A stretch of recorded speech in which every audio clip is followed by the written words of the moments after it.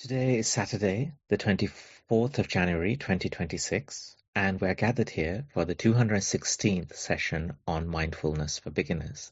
On behalf of the organizers, I would like to, with great respect, welcome Venerable Homagama DhammaKusala Thero, representing the Nissarana Vanaya Forest Monastery, to today's session.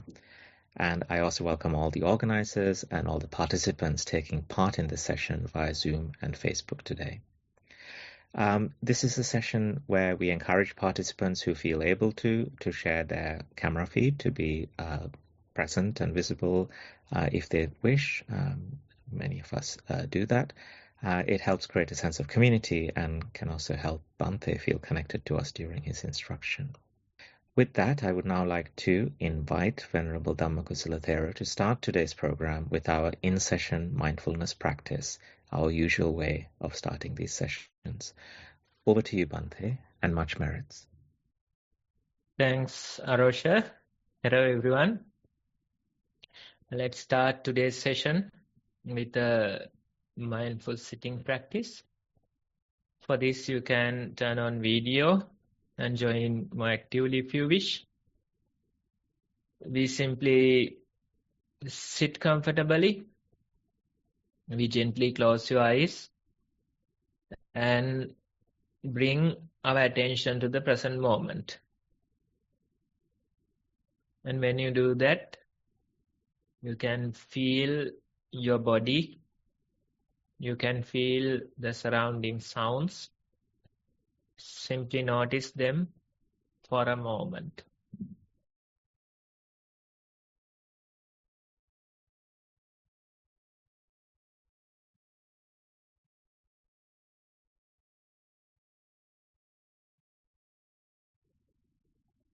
We try to anchor our attention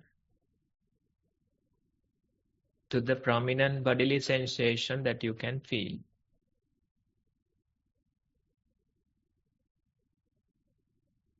Mostly the breathing. And some of you can feel it closer to your nostrils. Some of you can feel it in your belly.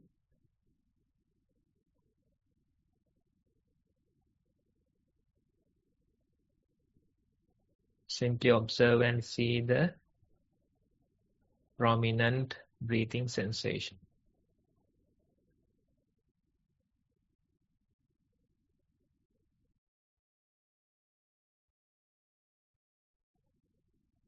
We try to hold our attention with that sensation, and time to time, various other things like thoughts, future planning,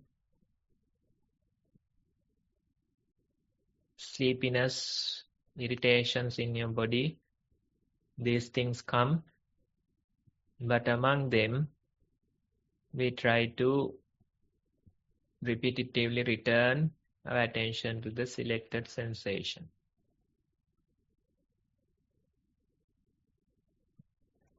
You can feel how the breath goes in. You can feel how it comes out.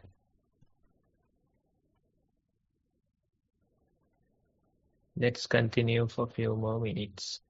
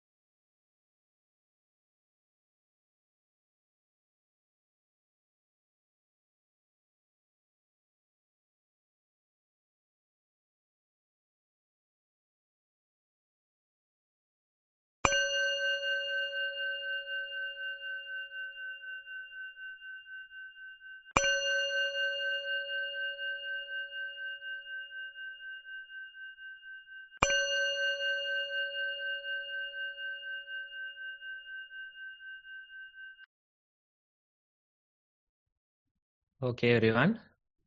That's our time to do a mindful sitting session today. This is just to give you an idea so you can practice on your own. With that, Arosha, you can take over. Much merits to you, Bhante. We now come to the part of the session where we invite Venerable DhammaKusala Thero to deliver a short talk based on topics that have been suggested by participants and chosen for each 2-week period. So today we have a new topic, and I'm going to now invite Venerable Swaminhansa to deliver his talk on that topic based on a quotation by Senno Rikyu. Over to you, Bhante. Much merits. Yes, so we have a new topic for the current week. And if we think about this, I'm sure most of you know the idea about tea meditation. In Japan, tea is not just a beverage. Instead, they approach this in a meditative manner. So, preparing the tea and drinking the tea, that is considered as a meditation, and you simply do it paying attention to the process, whether the preparation or the drinking. You try to pay attention to the process and see how these small actions are done. So the basic idea of tea meditation is to do these small actions with full awareness. It's not a complicated process, it's a simple process. And that simple process, they try to do it with full awareness. Each and every action should be done with awareness. That's the idea behind Japanese tea meditation. Now, when we think about the given topic, you can see an insightful idea based on the tea meditation practices. And it says, though many people drink tea, if you do not know the way of tea, tea will drink you up. That's the idea. That's the quote. Now, what's the meaning of this? It feels like it talks about the tea meditation, drinking tea. And we know how to drink tea, but the tree will drink you up. That's the idea it says, right? So basically, the idea behind this is simply the way of life. If your habits, if your thoughts, if your actions, if you don't do them with awareness, with attention, then without you even knowing, you become overwhelmed by them. There are many thoughts in your mind, you don't know which one to choose or which one to execute. Many habits are formed and you are overwhelmed by those habits. And sometimes we move our bodies in a compulsive manner. Most of these movements are not intentional. Right? So that way, the tea represents our habits, our thoughts, our actions, our words, these things. And if you don't attend them with mindfulness, then what will happen is that these things will overwhelm you. Your own thoughts will overwhelm you. Your own habits will overwhelm you. Your own words, actions will overwhelm you. That risk is there, right? So that's why they take this simile of tea and they try to convince an insightful idea about the way of life. The way of tea is the way of life. You drink tea, many people drink tea, but if you don't know the way of tea, then the tea will drink you up. If you don't know the way of life, then life will consume you. That's the idea. So if you attend to things carelessly, then that very approach will create this difficulty in your life. You attend to things carelessly and those things start consuming you little by little. Now, for example, let's say our thoughts, if you attend to them carelessly, then those thoughts can easily overwhelm you. We see such people quite often these days. Their thoughts have taken over and they become slaves to those thoughts. Sometimes we say intrusive thoughts. There are certain intrusive thoughts are there. Sometimes suicidal thoughts come. Sometimes certain thoughts to harm others. And various fears, dark memories, these things are created in the mind. So you can see the thoughts are good, the thoughts are useful. But if you don't attend to them carefully, then those thoughts can overwhelm you. They can easily overwhelm you. When you think about things like rumination, those thoughts, they have taken over. This person is there, but he is not really present. He is living in some other place, ruminating about certain situations or certain fears. Right? So that way, even these thoughts can consume you.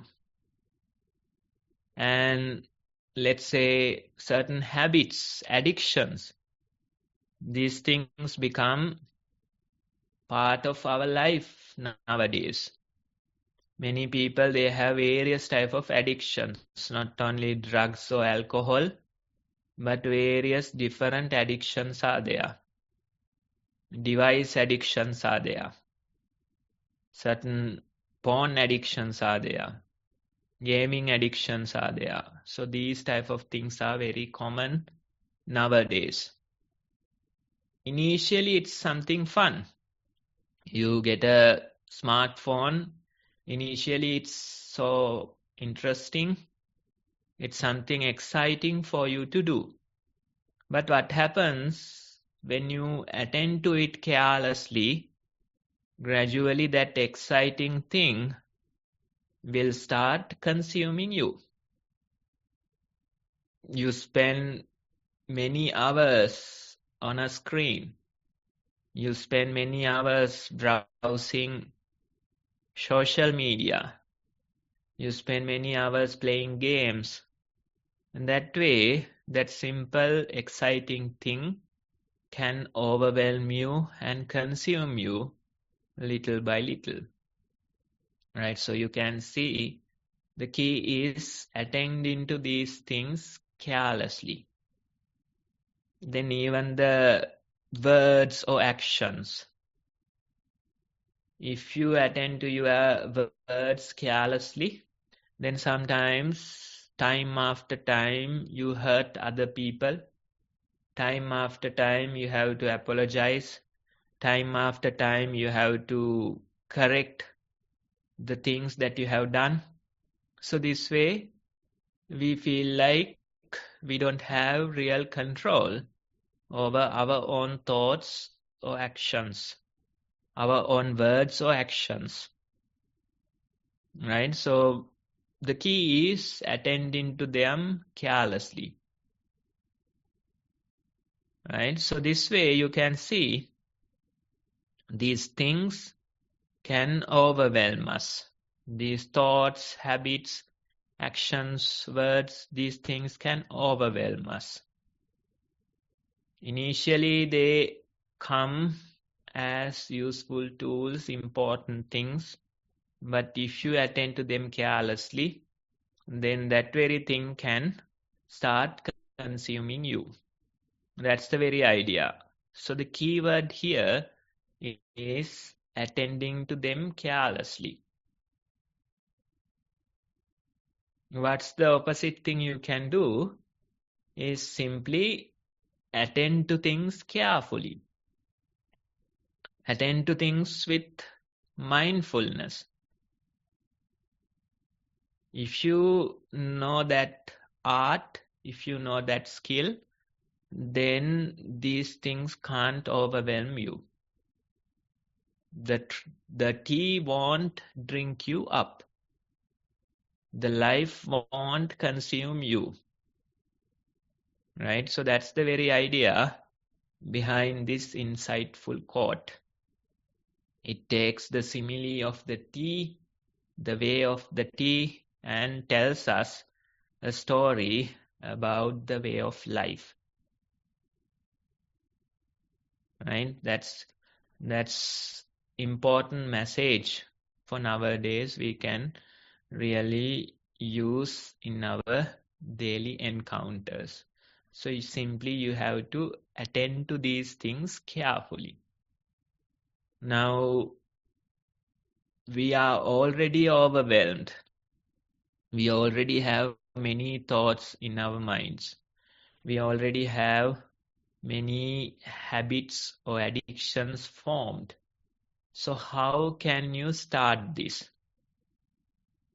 That's an important question. Because you are already overwhelmed by these things. So how can you start this?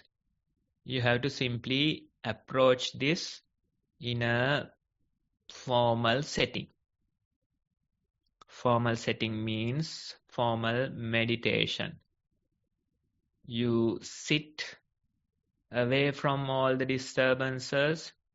You close your eyes, make sure that your body is balanced and comfortable, and you try to attend to the present moment with mindfulness.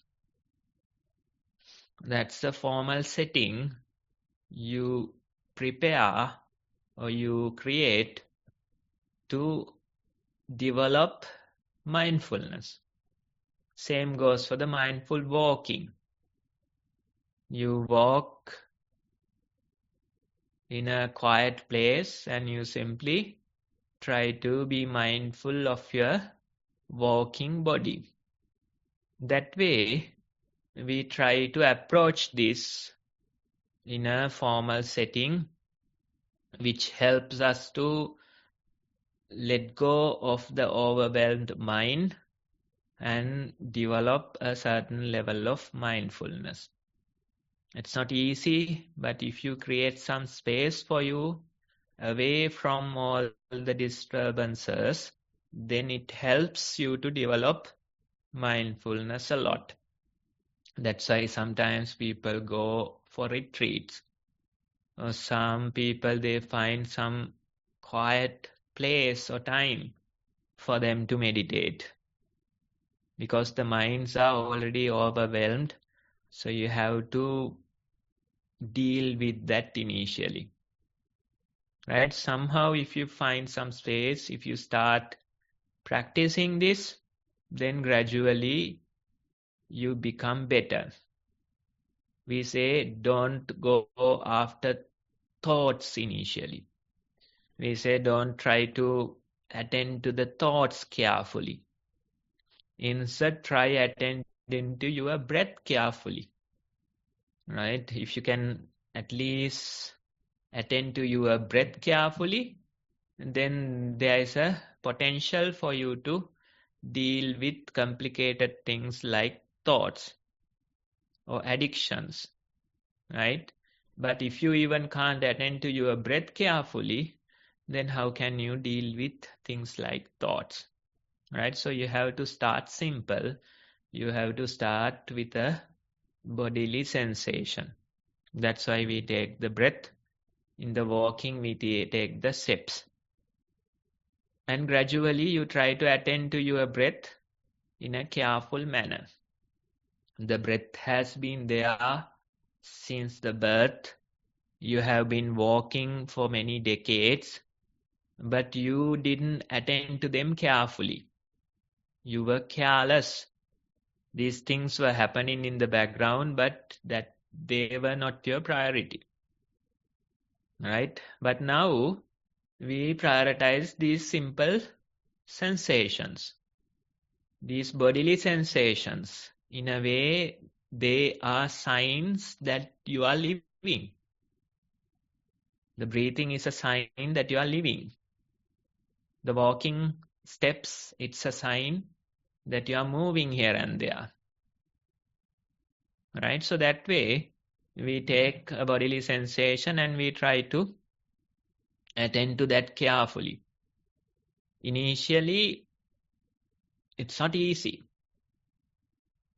Many people, they give up.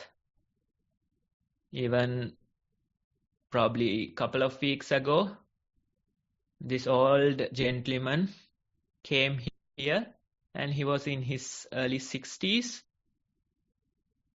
He came from Monaragala. 3 buses, 8 hours of travel. And coming here, within couple of days, he was trying to leave, saying, Bante, I'll go home and come. Right? So you can see the signs, you can see why he is leaving. So I told him, it's not worth it. It's not worth it for all the petrol that you have burned coming here. It's not worth for the bus fee you have spent. So stay at least like 10 days and go.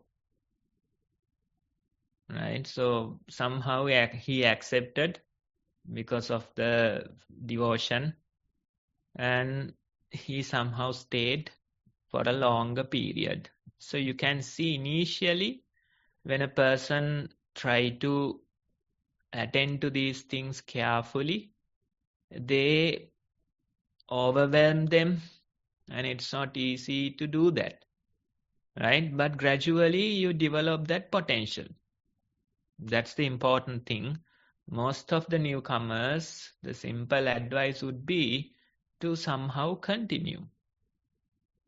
And even that person, after 3-4 days, he was writing good reports about his meditation experience.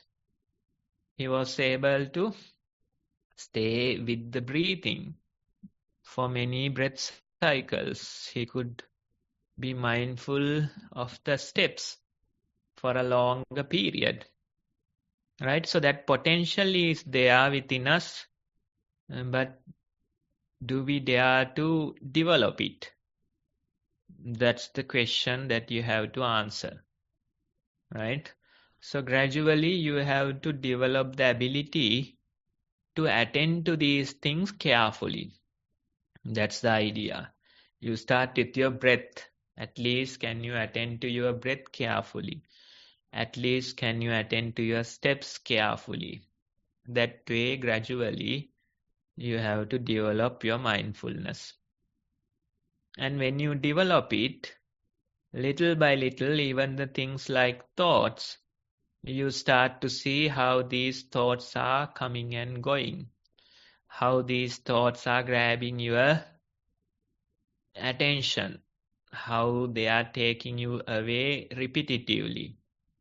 Right? So that way, in our practice of observing the breath or the steps, in direct manner, we get to deal with the thoughts as well. Every time you get distracted, you have to realize it, and with that realization only, you can return back to the primary object. So in a way, you are dealing with your thoughts as well. Time after time, these thoughts carry you away, but you realize it and you return your attention back to the primary object. That way, we develop a better way to deal with these thoughts. Without getting consumed by the thoughts, we develop the ability to be mindful of them and even return to some other object. Right? So that way, it's an important skill on how to deal with thoughts. Many people, they give too much value to these thoughts. When the thoughts are there, they think that they will have to prioritize them all the time. But you have the option of realizing or becoming aware of the thought, and you have the option of giving your attention to something else, like the breath or the bodily sensations, even the emotions. You don't have to attend to all the emotions. That's not a rule. Instead, you realize that you have an emotion, and with that realization, you can turn your attention towards something else. Right? That way, we develop our ability not to get consumed by these thoughts or emotions. Now, let's think about things like anger. Many people, they get consumed by anger. They sometimes destroy their relationships or damage their relationships due to anger. Sometimes they damage their careers due to anger. They damage their reputation due to the anger. And even their safety is at risk due to anger. Alright, so anger, it feels like a monster you can't control. In a way, that's true. When you're already angry, it's not easy to deal with it. Your body can't contain that strong emotion, so naturally you burst out. Maybe with your words or with your actions, you get overwhelmed by this emotion, right? So it's not easy to contain it. But when you develop your ability to be mindful, maybe even before getting angry, you can see certain signs of anger. Sometimes certain parts of your body starts burning, kind of a sensation. Or maybe you can see your chest tightening, right? So those signs are there. Before getting angry, certain signs appear in your body. If you know how to read those signs, then maybe you can divert your attention somewhere else and simply avoid such a situation. When you get angry, maybe it's too late to deal with it. Maybe it's too overwhelmed, right? It's not easy to deal with it. But before getting angry, if you read these signs in your body, then that helps. And neuroscience, they say the emotional surge of anger lasts only 90 seconds.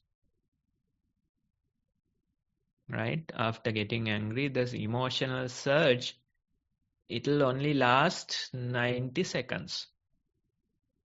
So if you can somehow avoid the first 90 seconds, if you can somehow contain yourself the first 90 seconds, then maybe you don't have to burst out. Maybe you can approach it in a different way. Right? So that emotional surge, it lasts only for 90 seconds. Right? So if you can divert your attention to somewhere else, if you can go to some other place just for a couple of minutes, maybe during that time, your mind is able to see the bigger picture. Your mind is able to see the damage you will do to your relationships. You will see the damage that you might do to your career. You will see you are damaging certain other situation. Right? So that way, you take a small break and revisit that matter. You can see the bigger picture. Right? So these are different ideas based on attending to things carefully. The key is simply attending to things carefully. If you can do it, then that change your behavior. You can approach things in a different manner. Same goes for the things like addictions or habits.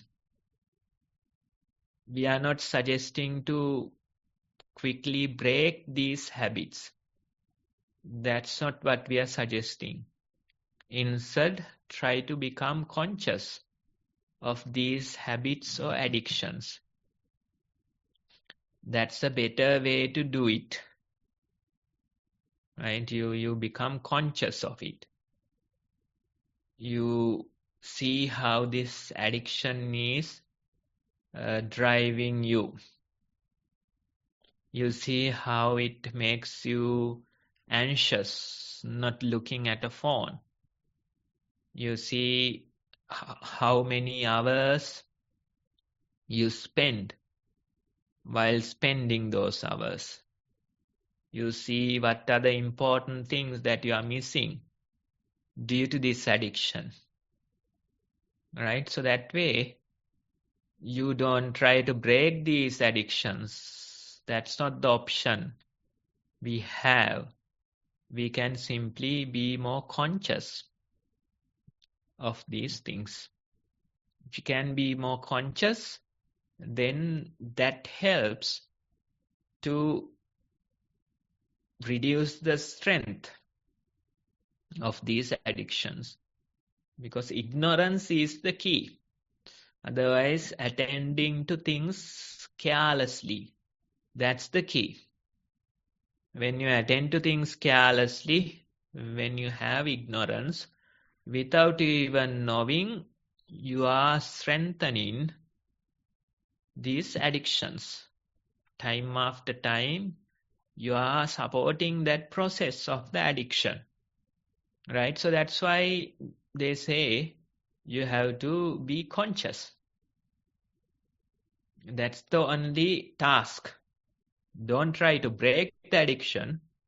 Do the same stupid thing, but at least be conscious that you are doing this time after time. right? So that way you can approach even things like addictions. Addictions, maybe they have formed over many months, even many years.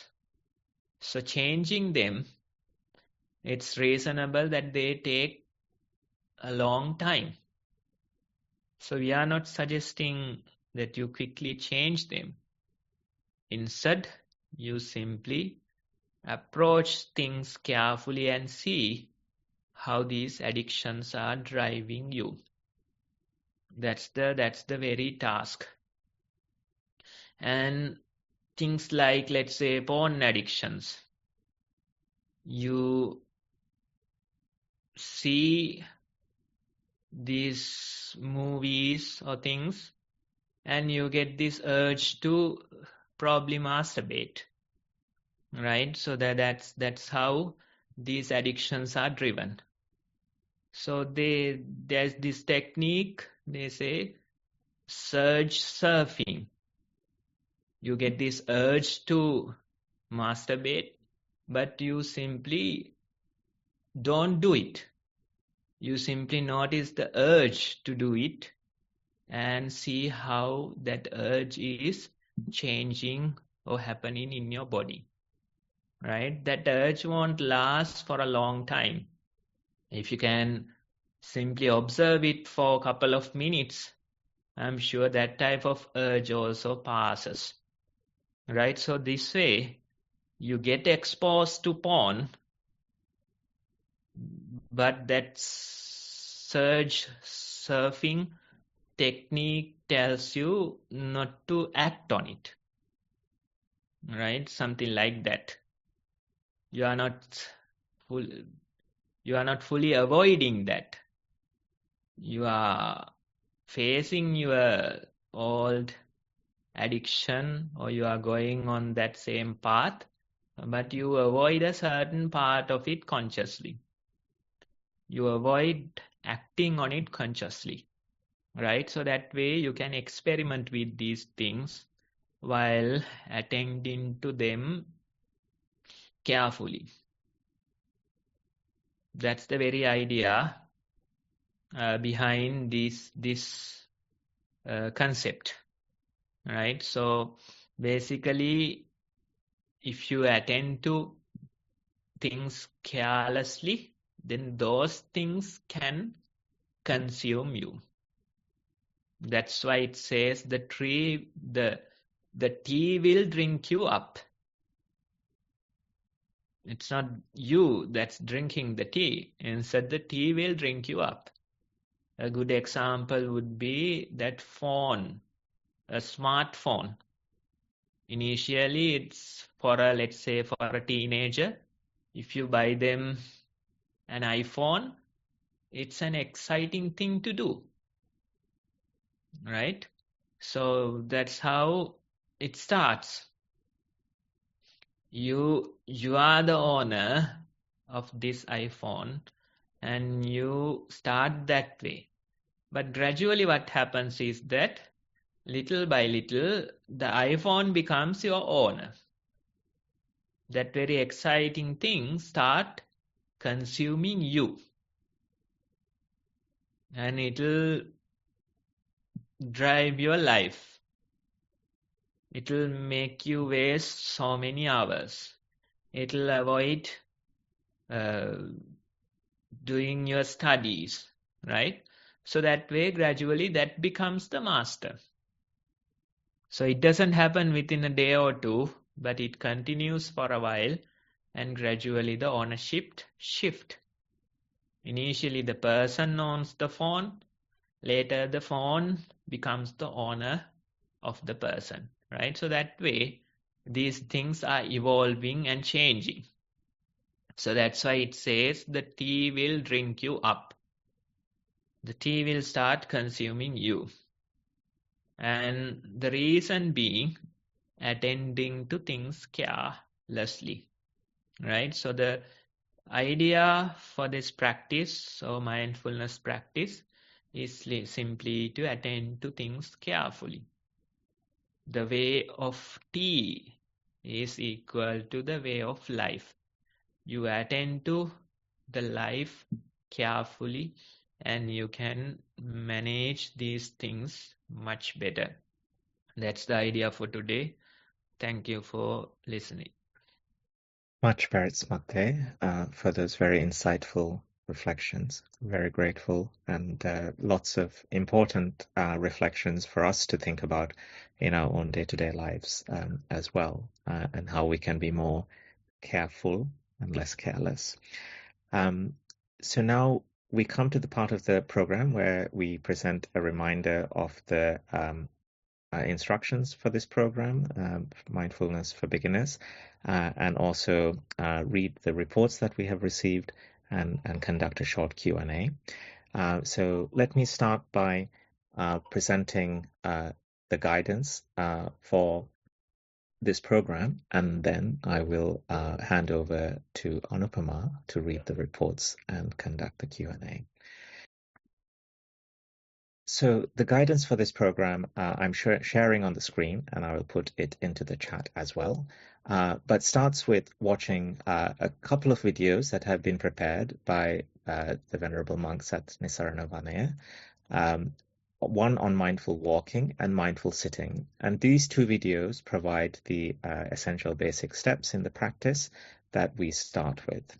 And then the next step is to give yourself some time, some regular time, to practice mindfulness with walking and sitting, and continue this training for over several days until you have established a practice and complete at least 2 hours of each practice in total. And once you get to that, you can write down your experience, write down a training experience report under the titles of mindful walking and mindful sitting, so having separate sections for each, and describe what you felt while walking and sitting in your report, what you recognized as your walking and sitting posture, describing the prominent sensations that you felt, maybe the pressure points on the soles of your feet, how your body weight shifted from one foot to the other, and in sitting, it may be where you've felt the most prominent sensations at your nostrils or the rising and falling of the abdomen and so on. And once you've written your reports, you can send that to us at the email address beginnersenvy@gmail.com. And we will read those reports each week for the leader of the session, our spiritual guide here, Venerable Homagama DhammaKusala Thero, or the teacher present, to reflect on and provide advice and guidance. And then you can then use that advice to continue and developing your practice and connect each week to be with us and be part of this journey.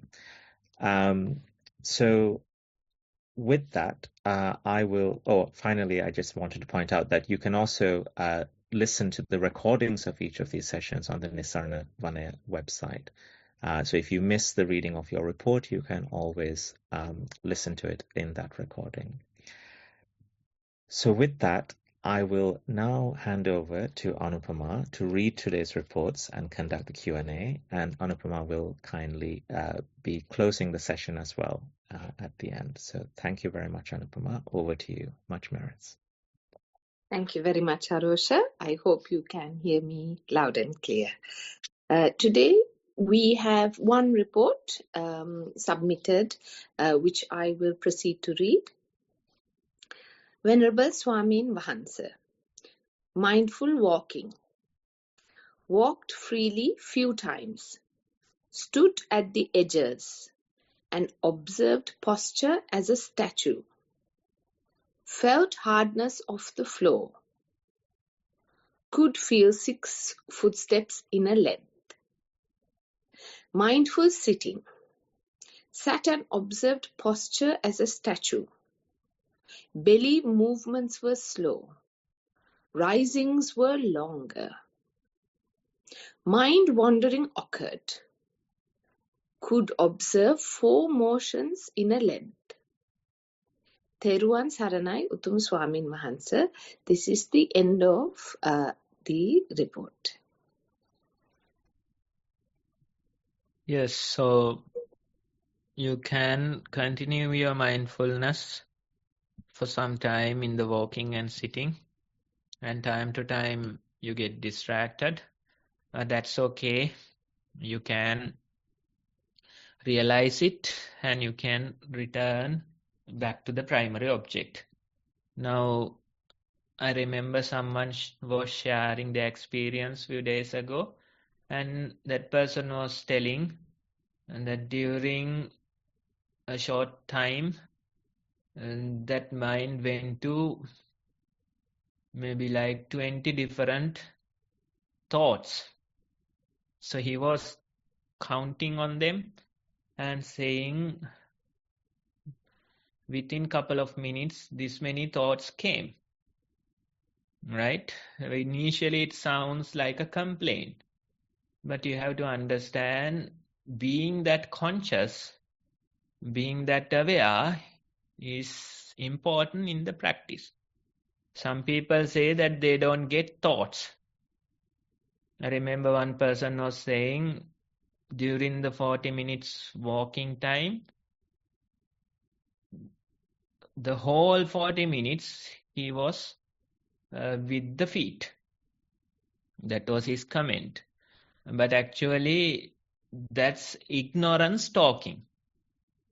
Right? The mind doesn't stay like that. Maybe between the left leg versus the right leg, the mind jumped to many different objects. Right? So that person's ignorance is telling that whole 40 minutes he was with the feet. Right? Most of the time, we don't see how rapidly this mind is moving. We don't see where it goes. So our ignorance tells us, okay, you were with the feet all the time. Right? So, but this person, he was more conscious and he was counting the number of times his attention drifted. So that's progress. You have accounts on this process. You know, this many thoughts came. And let's say 20 times he was able to be mindful that he has gotten carried away. And with that mindfulness, he returned back to the primary object. Right? So time after time, we get the opportunity to realize that we have gotten carried away and return back to the primary object. So in your report, you say 4 steps, 6 steps, 4 breaths you can observe. That's enough. So after every 6 steps, you get to be mindful that you have gotten carried away and once again, return to the primary object. Right? So that's the very idea of this practice. You realize that you have gotten carried away. With that realization, you can return to the primary object. In order for you to do that, first you have to be conscious that you are with a thought or you are with some future planning. Right? So that way, becoming aware that you are with some other object or you have gotten carried away, you are becoming aware of that. That is the key. With that awareness only, you can return to the primary object. So keep practicing. This is the very idea. You get distracted. You get to go to other thoughts, memories, things like that. Then once again, you get to return to the primary object. So that's the way of the practice. Thanks for sharing your experience.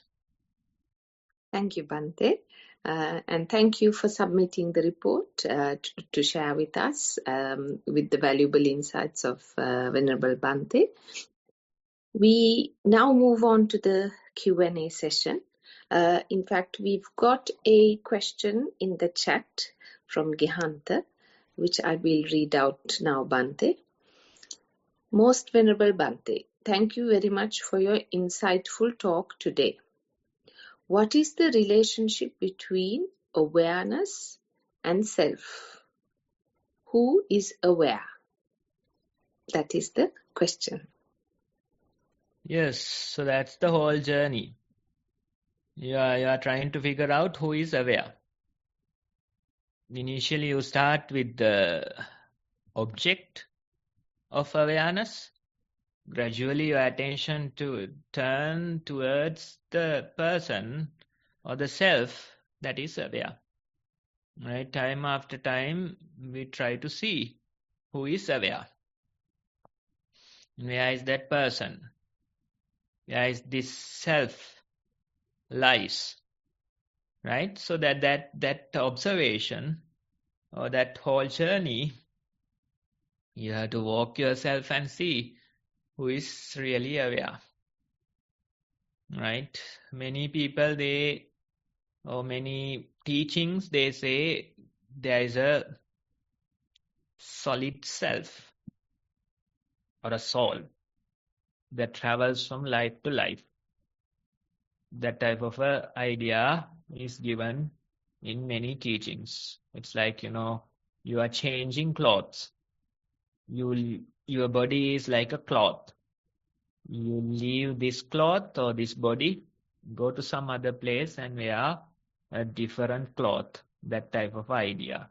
So the consciousness or the soul is traveling from life to life. That's the teaching of many philosophers.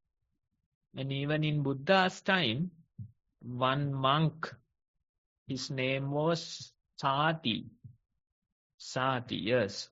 That monk was going around telling people that there is a consciousness that travels from life to life. I have been with Buddha, I know his teaching, and he teaches about a consciousness that travels from life to life. That's what this monk was saying. Finally, Buddha got to hear about this and he confronted this monk asking, what are you going around telling? Then he said, Bante, I know you are teaching. You are teaching about a consciousness that travels from life to life. So I am telling that to other people. Then Buddha says, fool, who taught you that? I never mentioned about a consciousness that travels from life to life. The consciousness is created due to causes and it is destroyed when those causes are not there. That's the right view according to the Buddha's teaching.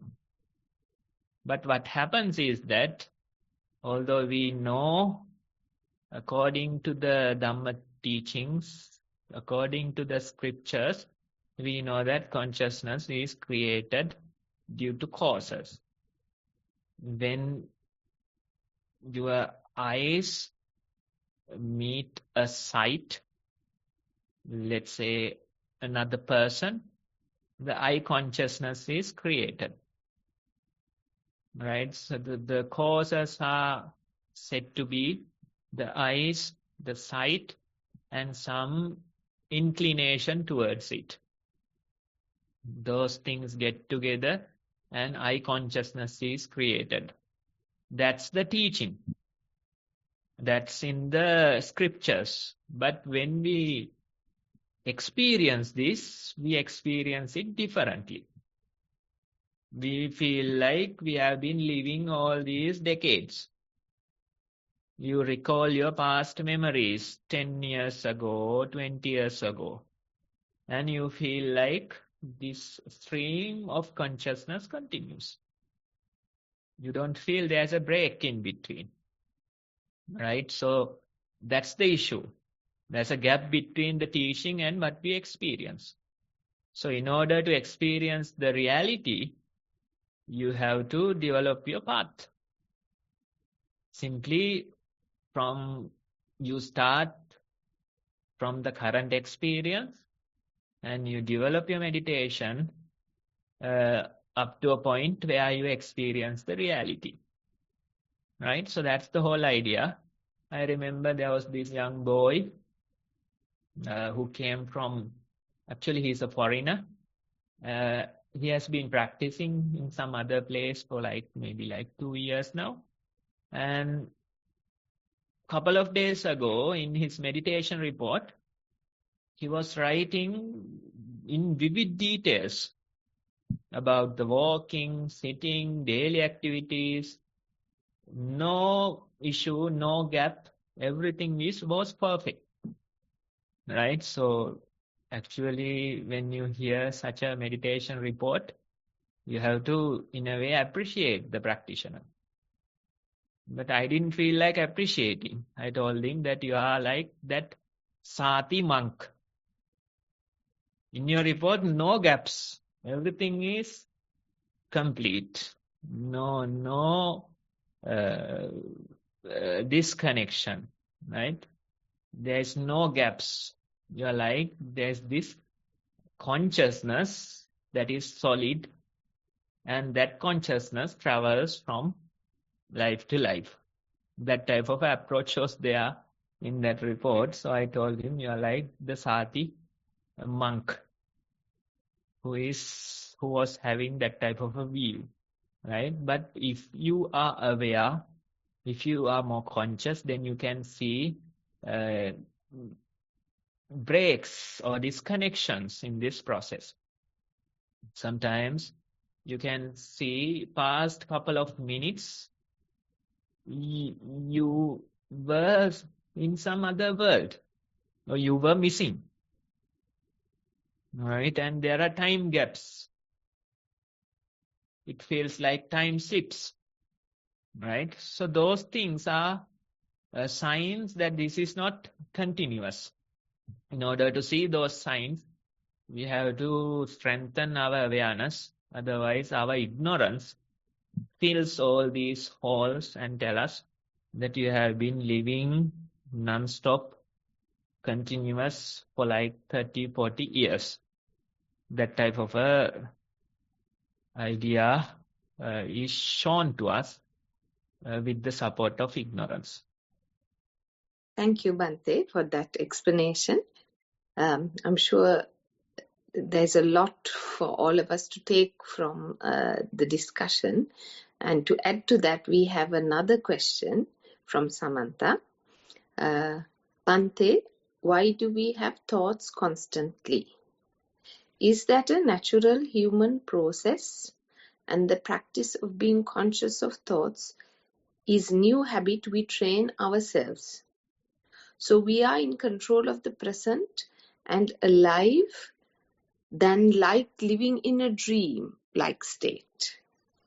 Yes, so you get thoughts because you are attending to them carelessly. That was our topic. You get consumed by these thoughts because of your previous carelessness, right? So in order to change it, if you want to see breaks in between these thoughts, then you have to change your approach. That's the whole idea in today's discussion. And little by little, you can let go of these formed thoughts. These things are currently so strong. They have a lot of power. And like power of habit, these things continue. So it takes time, it takes effort, but gradually becoming conscious of these things, you are no longer supporting those thoughts. And when you don't support, eventually they'll have to disappear. I'm not suggesting that there won't be any thoughts one day. That's not the idea. But at least you will have some space in between these thoughts. Thank you, Bhante, and thank you, Samantha and Gihanta, for those questions. Do we have any other questions for Bhante today? If you do, please raise your Zoom hand and we will invite you to unmute yourself. No, doesn't appear that there are any more questions, Bhante. I just have, just a thought crossed my mind about how thoughts take over. The term autopilot, I suppose, is we're trying to overcome being in an autopilot mode by bringing awareness or consciousness. Would that be a right kind of analogy for this? Yes, autopilot mode, we can say it's more like, ignorance. Mm-hmm. That's how we have been functioning. And especially the repetitive daily things. Mm-hmm. When we are in a new environment, when we are doing something new, it demands our attention. So we give a certain attention to those things. Let's say you are driving in a new road, right? Then of course you are more attentive. You are doing something new. You are learning a new skill.